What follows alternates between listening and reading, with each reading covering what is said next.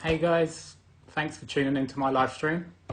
Can see a couple people joining at the moment, so that's good. Just going to wait for a couple more people to join and then I'll begin my talk on glucose monitoring through fitness and exercise. So it's good, a couple more people are joining. This is actually my first ever live stream, so bear with me, but I'm very excited to be featured on the DMP app and hopefully can really get through to a lot of you guys and help towards fitness and exercise within diabetes. For those of you that haven't communicated with me through the app yet, I just want to start by introducing myself. So my name's Gino. I currently live in the UK, so I'm situated in just outside London, and I'm type 1 diabetic. So, hi Noella, thanks for joining. So yeah, type 1 diabetes for about 13 years. And so it wasn't the best kind of diagnosis for me. It happened just before my final exams in secondary school. So it's quite difficult really for me through my teenage years.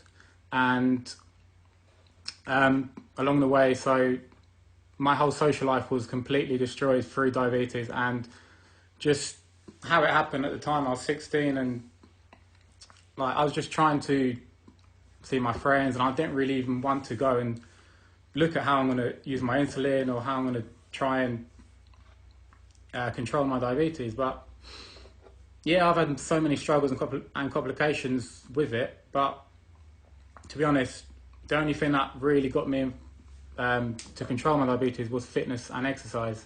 And about 2 years into my diagnosis, I really started sitting down and reading about how nutrition, fitness and exercise can really help maintain glucose levels and provide a stable balance of diabetes throughout your life. So yeah, I just hopefully get a couple more people to join, and then we'll begin.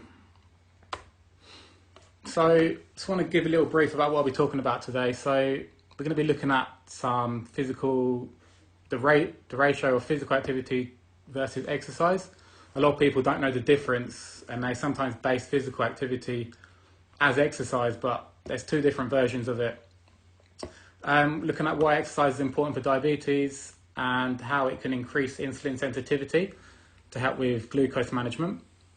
I'll also be looking at the challenges of exercising with diabetes and how glucose levels can differ before and after exercise, depending on the exercise itself. So looking at how much exercise we should be doing as a beginner or as an expert, you're looking at different ratios and looking at how we can prioritize healthy carbohydrates to manage glucose levels.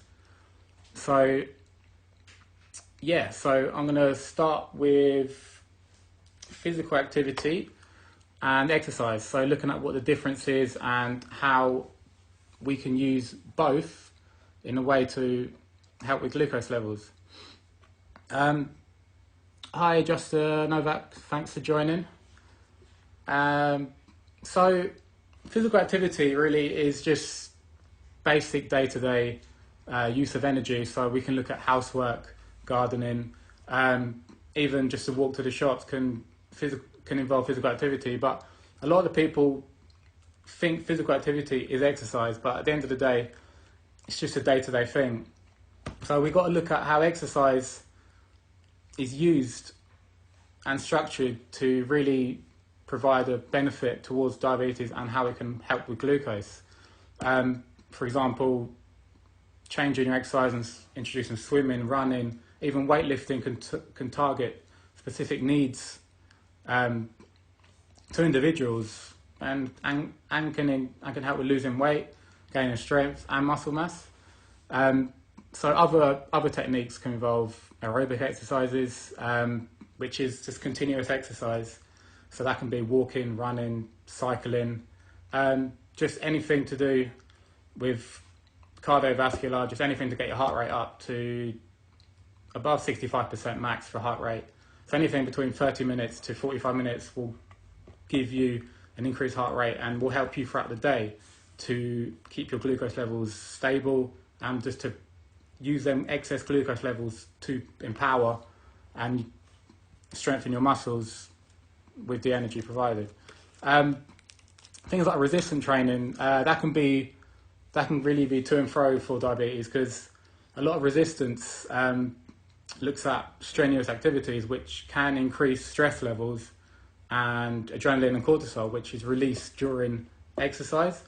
And this really targets your glucose and raises it to a point where it's quite dangerous. So looking at beginning with exercise, I'll always look at aerobic and continuous exercising and kind of avoid resistance to a point where too much can really be bad for you.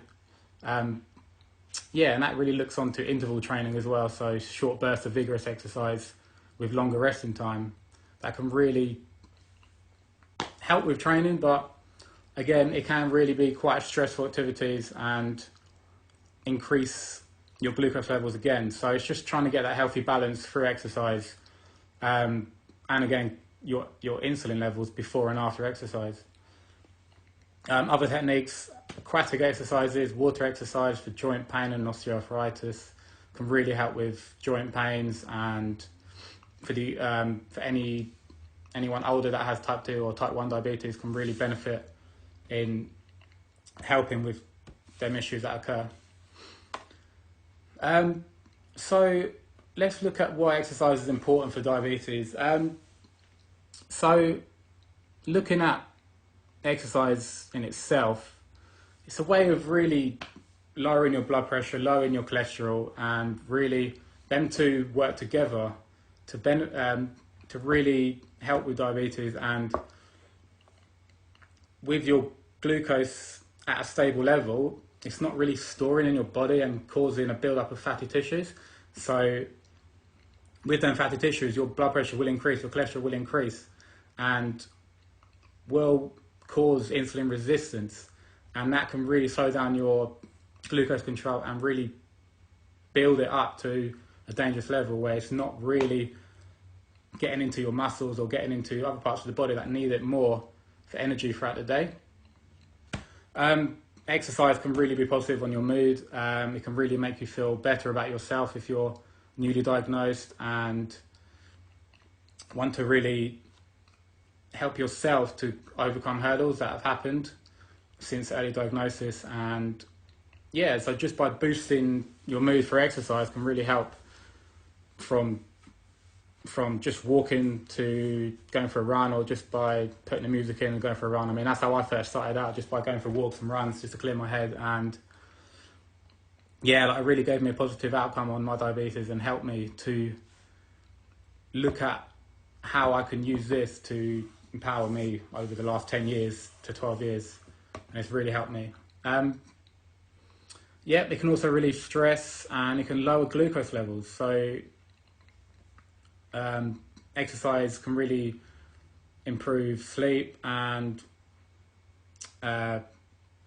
with sleep it can aid in recovery after exercise. So trying to use exercise to make you tired is a benefit, as you'll be sleeping more, you'll be eating less, so your glucose levels will be stable throughout the day and really work in your favour. So exercise is great for increasing muscles during exercise. It really looks at using the glucose around your body to be delivered to the muscles, and this can be up to 10 to 20 times more effective through exercise than it is just by being sedentary. So how we can really use this is by weight resistant training, but for beginners, start on a less intense kind of track and using exercise to really deliver muscle resistance, and then that will allow glucose to use your muscles and grow with the glucose around you. So I really want to look at insulin sensitivity. It's got a couple of questions on here. How often do you recommend exercise? So for beginners, recommend an exercise for beginners. I look at about 1 to 2 times a week. Like just like even using it as a way to put it into your current lifestyle. So just by, for example, walking to the tube or the station for work, trying to pick up your pace a little bit, like increase your heart rate, and then again, even instead of driving to the shops, cycle to the shops, or just by using them kind of methods can really help you get to a level where you're comfortable with exercise and really help with your mood. And even like before you get to work, you're already work towards benefiting your day. And yeah, so is there a specific fitness plan you recommend? Fitness plan I recommend, I'd probably start on low intensity interval training. So that's just basically so just by cycling or just by on like a treadmill or epileptical bike or cross trainer. It's just a good way of getting your heart rate up and really looking at trying to increase your metabolism. That's going to work with your insulin sensitivity and ways of really allowing your glucose to gain that stability over the time, and your body will adapt and get used to your levels of exercise. I mean, there's no point of just going straight into exercise, straight into weightlifting or straight into high resistance where you'll end up damaging your body or you end up your sugars will spike. It's just about getting a healthy balance, and slowly you can introduce high intensity interval training, which is great for fat loss, and also your glucose will continue to remain stable throughout the day, 1 to 2 hours after as well. And just by implementing nutrition on top of that can also work in your favor to stabilize your glucose again. So that's what I would recommend as a beginner. So looking at insulin sensitivity again, just want to, if not a lot of people are quite sure about insulin sensitivity. Basically, insulin sensitivity is where your body allows your insulin to target glucose quicker and break it down, so your body can absorb it into muscle groups that are being used and other places where it's needed for growth and repair. So obviously with a sedentary lifestyle, your insulin sensitivity is not going to be great, and it's going to be made into insulin resistance. So all that excess glucose will be stored as fat for later on in life. So so using exercise is a great way of increasing sensitivity for insulin, and that will really work to stabilize glucose levels throughout the day. Also, you would notice over time that you would need less insulin for the same amount of carbohydrates consumed. So we're looking at ways of really cutting down on insulin. I mean, you're never going to reverse type 1 diabetes, but with type 2 at the early stages, you can really put it in remission, and you can ultimately reverse it through great insulin sensitivity and fitness and exercise. I've seen a number of people really change their lives through exercise, and a number of people have put it into remission and never really looked back. So less insulin is obviously going to be a great way of keeping your pancreas healthy, and even people that are not diabetic can use this structure to stop themselves from getting to type 2 and eventually to type 1. Jackie's got a question. Fascinating how diabetes is. Thank you, Jackie, for that. Yeah, it is a roller coaster, diabetes, and it's just by trying to figure out that kind of just that little routine. So waking up to just make sure you have the right bolus insulin, and making sure that your day is structured around your insulin and your glucose levels. And it's quite difficult, but exercise is my go-to way to really help in targeting these roller coaster times. So Type 2 diabetes. With type 2 diabetes, insulin resistance really starts looking at your pancreas like overworking. And so with type 2, you can be on metformin, which is just a tablet that helps with the process of making insulin and releasing it for breakdown of glucose. And so hopefully exercise will allow resistance to become insulin sensitivity, where we will be able to stop your pancreas from suffering and creating insulin, which sometimes is too much and can just float around your body and be stored again. So we're always looking back at glucose will always be stored if you're not using it. So that's why a lot of people these days look at if you don't eat, you tend to put on more weight, which is a way of your body saying that it's storing its energy for later use. Which it might sound bad, but it's not, because diabetes is a way of really like helping you implement exercise and fitness. It's pushing you in that right direction, and it's your body telling you that it wants to help you to help it, to kind of help with diabetes. And question from VLZ26: is there a specific reason why I want to work out?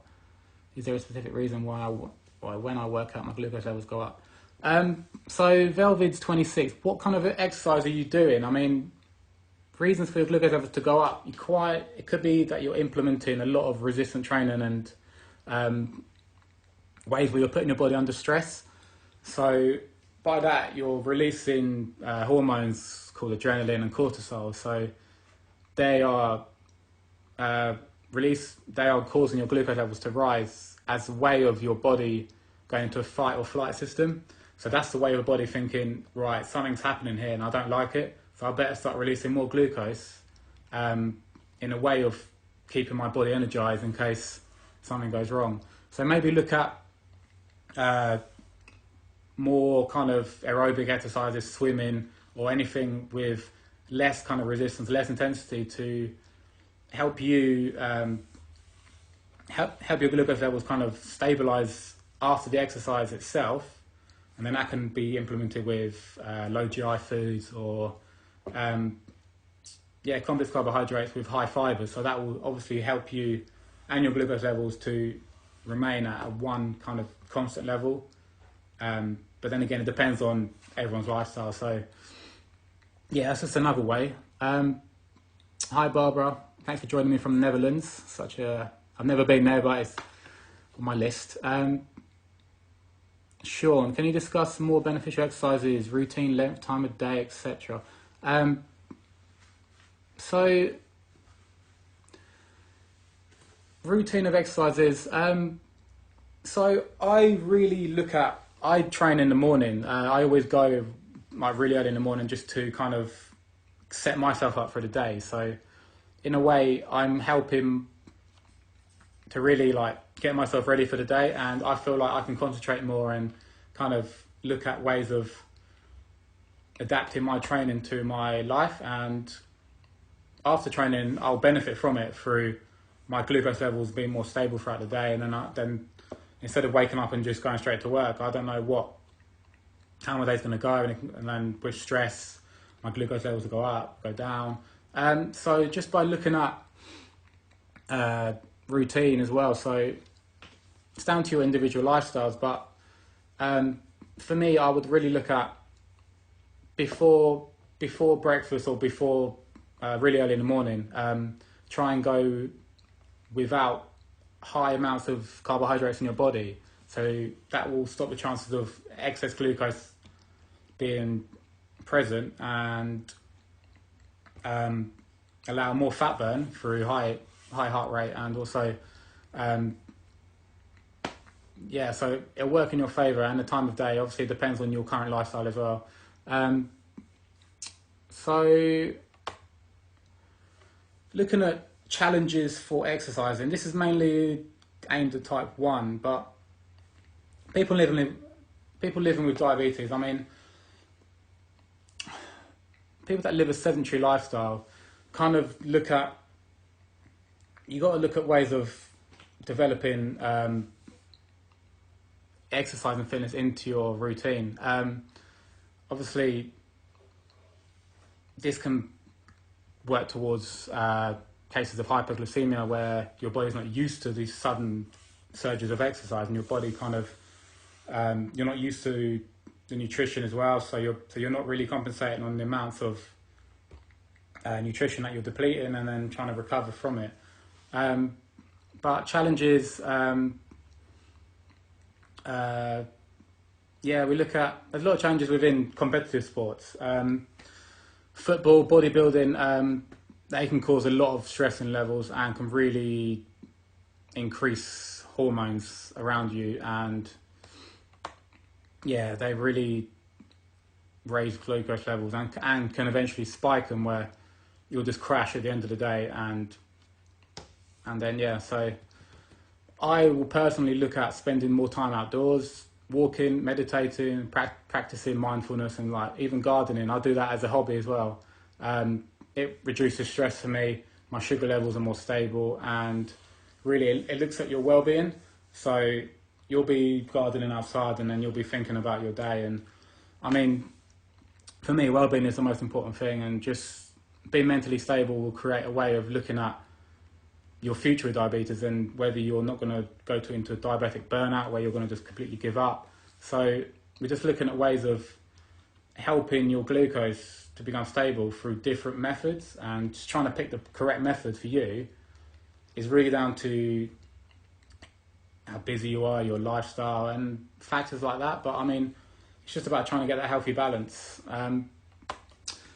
Barbara, got a question for me. How can it that my blood sugar is low in the morning, and when I go to bed I don't do sports or heavy workout?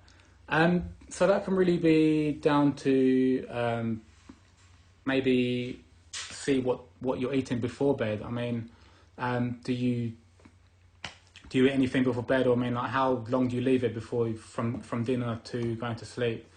So we really got to look at your nutrition and maybe your lifestyle throughout the day, and how it can impact your glucose levels. But I think with nighttime glucose, I mean, I would really adapt. Instead of looking at carbohydrates, I look at a more protein and fat diet that allows energy from the protein, and then the fat will obviously help break down the sugars slower until you go to sleep. So over the night, you'll be getting growth and repair, and your sugars will become stable. So I mean, looking at that, and you don't really do any sports or heavy workouts, so that's another thing. So maybe if you can have a think and see what you're eating before and what time, then I can probably help you more on that. So with exercise, I've kind of looked at a way of how it's helped me through a principle called the FIT principle. I don't know if anyone's heard about it, but the FIT principle basically breaks down to frequency of exercise, the intensity of exercise, time, so whether it suits your time of day or however your lifestyle, and the type of exercise. And this is a great way of really developing an effective exercise regime for beginners or even people that are already into exercise. So this looks at a way of setting up a regular workout plan that you can adapt to everyday life.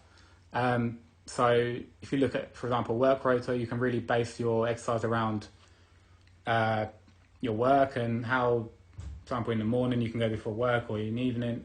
So intensity, there we're looking at how hard you really want to work out. So looking at ways of pushing yourself to encourage benefits and to encourage your body to adapt that change. So you're looking at to be exercising around a moderate to high level, but obviously it depends on your level of fitness. So starting out, I would start on moderate level and then kind of work your way up.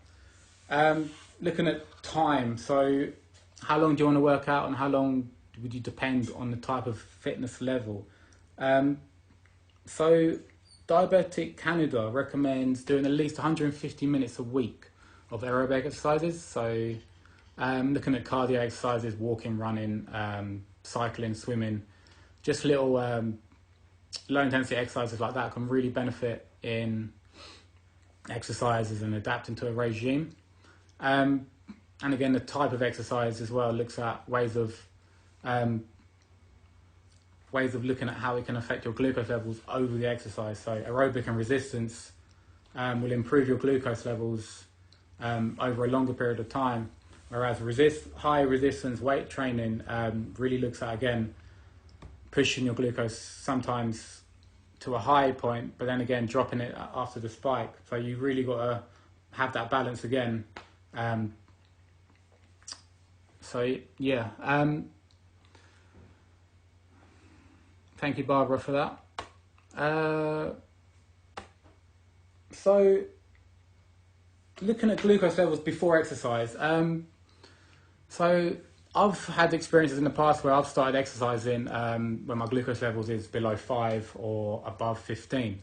And that can be quite dangerous, either going to a hypoglycemia or a hyperglycemia. So recommendations for exercising, we're looking at about low intense exercise can be started about between your level at 8 to 15 mmol.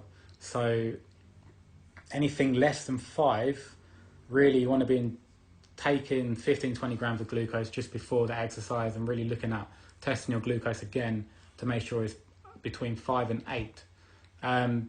This is a way of really making sure that you don't enter a hypo or suffer a hypo further down the line during the exercise. So anything higher than 15, really you're looking at checking your blood sugar and looking at how many, like for example, presence of ketones, and just correcting that glucose level can really help by just giving a little small dose of insulin, and then just delay that until your glucose levels are about 10 or 11. Then you can really look at starting exercise then. So with exercise, I look at really adapting to having less active insulin in your body before exercise. So that's where I look at training in the morning before I've even given my slow releasing bolus insulin.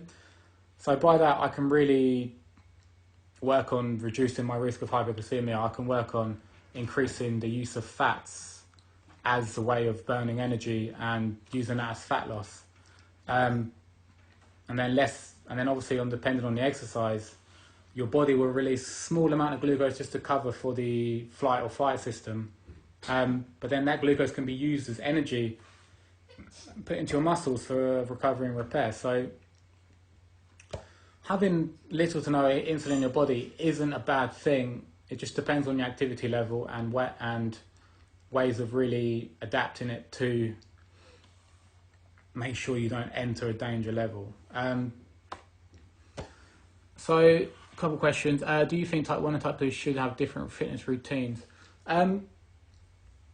Fitness routine, I'd say no. I think they can have the same routines. Just a way of adapting. Obviously with type 2 you still have insulin present. So with type 1, insulin kind of slows down in a way where your body will stop breaking down glucose, but in a way your body will increase the glucose. So you're kind of trying to find a healthy balance where type 1 and type 2 can really look at both ways. But I mean, I wouldn't think you should have a different fitness routine. At the end of the day, I mean, fat loss and weight gain, I mean, fat loss is just a calorie deficit. So anyone can really implement that into their diet, even people that are not diabetic. I mean, it's just about making sure your glucose is okay during the exercise, and make sure you're checking it. You can even check it on your CGM, continuous glucose monitor, if you have one. So yeah, I wouldn't really think it's different routines. So just wanted to hit in a little bit on nutrition. So diabetes really prioritizes a lot of healthy carbohydrates. Obviously a lot of people trying to stay away from carbohydrates as people that are newly diagnosed think that it might cause a spike in insulin, but I mean, carbohydrates come in simple or complex carbohydrates, and you really want to be looking at more complex, low GI and kind of high fiber carbohydrates to really stabilise them glucose levels again. And this can adapt again throughout the day in every meal possible. So you really want to be looking at eating small portions, but regularly throughout the day. Simple carbs like pasta and white bread really can cause spikes in glucose levels. I mean, most of you know this, but trying to find a complex high fiber carb when you're tired sometimes can really work on a negative, and then you'll end up just trying to find a simple carb like a biscuit or something that won't really make much difference and help you throughout your recovery. So things like whole grain bread, cereals, dried peas, lentils, whole fruits really work in a favour where they can really cause slow release in sugars and ensure your glucose levels don't spike right after eating them. And this should be taken literally just straight after exercise, or even 1 to 2 glucose tablets after exercise can get your sugars up, and then just that stabilisation from the complex carb can really help target and keep them glucose levels stable. So again, with nutrition, so we're looking at macronutrients in nutrition, fats, proteins, fibre, even salt can really be needed just by helping the cells carry out their duties and really help with recovery during exercise. So we're looking at really ways of helping glucose not to store in your body but to be used effectively. And protein, for example, doesn't store in your body, so you're just taking the energy needed from that protein, and really, again, the fats will help that protein to break down glucose slower. That really helps in a way to stabilise glucose levels again, and it's always going to come down to that stabilisation. Again, with micronutrients, supplements, dietary supplements, vitamins, minerals. Without them, your body will literally starve, and just trying to get them amino energies out and the essential non-amino acids as well. So can really work in your favour. I mean, I adapt to quite a high protein diet. A lot of people might think that, it's not good for your kidneys and other things like that. But I mean, as long as you're constantly checking up and visiting the doctor and everything's fine, I mean, protein is a great way of really getting an energy source and using fats to really help you break them energy slower. I mean, carbohydrates can spike. It depends on the time of day and the exercise, but high protein, high fat diet, I think, is a great way of really using that nutrition to help glucose levels again. And again with dietary fibre, it really does help with even moving the food around your body and through the digestive system. That really can speed up your metabolism. Your insulin sensitivity will be on the increase, and that again will help transport and keep your energy levels higher. So hopefully I've kind of looked at ways of helping your glucose levels, and if anyone's got any more kind of questions really on this, I would like to mention it, but I just want to mention the app quickly. So for those of you that don't know, I am on the app as a Finder Professional. So looking at the phone, if you go on to Find Professionals, you'll see my logo right there. And by clicking in there, you look at my bio, and I have an access page to my website. So I'm kind of looking at coaching and mentoring. So I'm looking at ways of really adapting individuality into type 1 and type 2 diabetes. And this allows me to speak to a range of people and really help them in structuring and making a fitness plan around their current goals, their lifestyle, and really looking at calorie count, deficit, and so ways of implementing their glucose to become stable through exercise and fitness. So you can find me on that, and also I'm on Instagram and Facebook, and that is at 2types1goal. So I did have a couple questions emailed over to me and from the app. I just want to go over them quickly. So some of you guys asked me, how do I stay motivated to work out? So I look at really pre-planning workouts, and I really work towards goals. So I set goals weekly and monthly. So I call them SMART goals. So we're looking at the specific goals. So we're looking at what exactly do you want to achieve, and then we're looking at measurable. So you're looking at, will it be, how are you able to train, and how you're looking at making sure you're going to reach that goal. So you're looking at the intensity and ways of getting to there. Achievable, you're looking at ways of, don't want to set a goal that you're not going to achieve in the time frame. So you want to make sure that it's an achievable goal where you're setting out certain targets throughout that week or month to really get to the main goal. Relevant, is it relevant to your current lifestyle? Is it relevant to your goal? So you don't want to pick exercises that are not going to help you reach your goal. And again, time. How long do you want to spend on that exercise? I mean, are you spending too long to reach that goal? Is it not working out for you, or are you trying to get there too quickly, and will result in it can result in ways of just injury and other ways of just going to lose your motivation throughout that time. Another one, how does physical exercise help with glucose management? Again, physical exercise, we're looking at, again, insulin sensitivity. It's always going to come back to insulin sensitivity for me. It's just that way of breaking down glucose, and your muscles will really benefit from that when they're being used, as all that excess glucose is not going to be stored. You're going to be burning that glucose through energy provided to their muscles, and it's just another great way to really help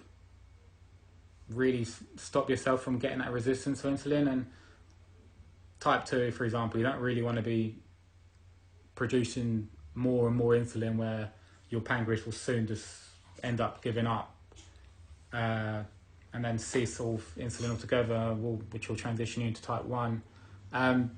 So yeah, that's really looking at how physical exercise can really help management of glucose.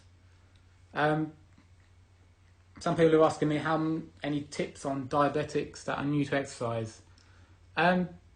So when I speak to people about exercise, and the people that don't really have any idea about it, I really look at trying to focus new exercises around your current lifestyle. So again, looking at if you're cycling at the weekend, maybe cycle that a little bit extra, or maybe just try and grab a group of people to create that more confidence, or that kind of motivation to have a group cycle, or just to work towards healthy competition. So maybe go for a run or a little jog, just to kind of get that heart rate up and just get your body adapted to exercise and fitness. So people that are new, I mean, looking at starting exercise, performing 2 to 3 days of light exercise for around 10 minutes is a great way to start. Again, I did mention this previous, but slowly, you don't want to increase intensity too quickly, or your body will be thinking,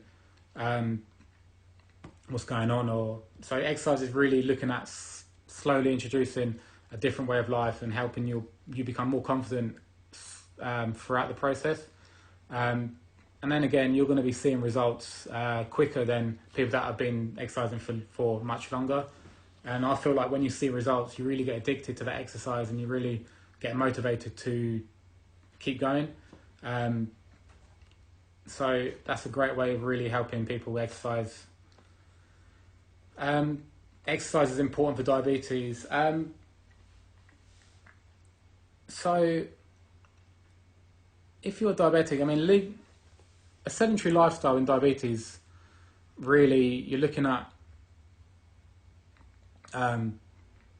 really worsening off your diabetes. I mean, trying to implement that, just that little bit extra exercise can really help just break down that fatty tissue that really is building up in your body. I mean, your arteries, your veins, they're all going to be blocked up, which is again going to cause pressure, high blood pressure and high cholesterol. And then again, your resistance of insulin will be slowed down. And then again, it's a great way of boosting your mood. If you're feeling negative about diabetes, again, you're looking at ways of motivating yourself and boosting that, just that little bit extra to kind of push yourself through it. And then again, over time, you'll soon adapt to it, and then ways will help you. So Elizabeth's asking me, my blood sugar drops rapidly when I run. Any tips? So yeah, I've even experienced that myself. So when I started exercising, I started running quite a lot, and I used to run 5 to 10 kilometers a lot, and I did lose a considerable amount, a lot of weight. So so with exercising and running, I'd say try and have a less carbohydrate meal. So before that, really look at like healthy fats. So looking at eggs or avocados, anything with a high unsaturated fat will keep your energy slowly releasing, and then again your protein as well. So just that provide that little bit of energy to keep you going. I mean, anything with glucose, high amounts of glucose will really spike during exercise and then cause you to crash later on in the exercise. So just by having simply an omelette with avocado or just something light before you go for a run will really help create that little bit more energy through the fats slowly releasing. And that's one little tip for me.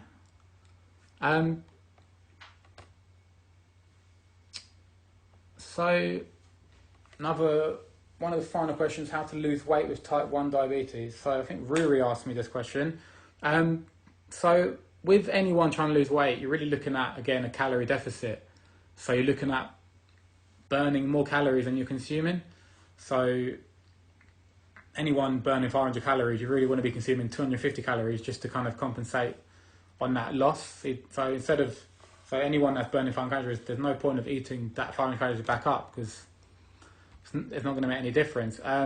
But ways of calculating, for example, you can calculate your basic metabolic rate. So that's a way of looking at the calories that you would need just for a sedentary lifestyle.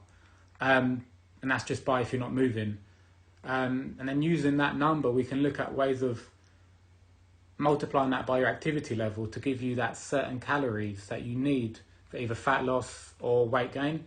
And then you can really use that to help with weight loss, help with building a nutrition plan, and working with personal trainers or nutritionists really to set that goal and that calories throughout the day, and then really target that goal that you really want. And then again, exercise works towards faster metabolism. So you'll increase your metabolism and that will digest your food quicker, and introducing correct nutrition will also help your body to receive the vital nutrients needed. So losing weight with type 1 diabetes, I mean, it's the same with people that don't have it and people who do, but I mean, with type 1 diabetes, it is difficult to really get that healthy balance, and just by starting to walk and cycle extra will really help get that activity level higher and your body moving to really activate muscle groups and anything like that.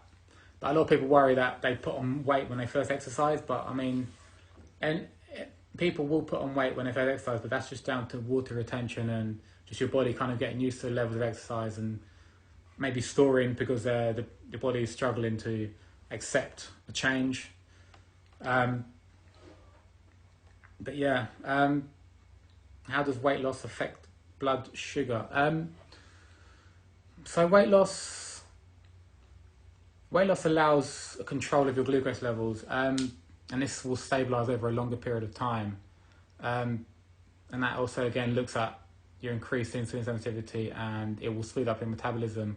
So weight loss in itself is the ultimate way of really getting them glucose levels stable and helping your diabetes in all.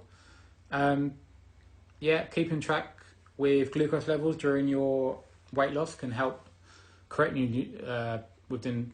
It can help you with the correct nutrition as well, as obviously aerobic exercises will need more of a glucose for the fuel after. So we're looking at ways of adapting healthy low carbohydrates, low GIs, complex carbs into fueling your body for longer. And that all comes again with exercise and nutrition. Again, yeah, just eat little and often to really help keep your sugar levels constant. But I mean, that's all the questions I've got, and I mean, if any have more questions from you guys, I'll happily answer them.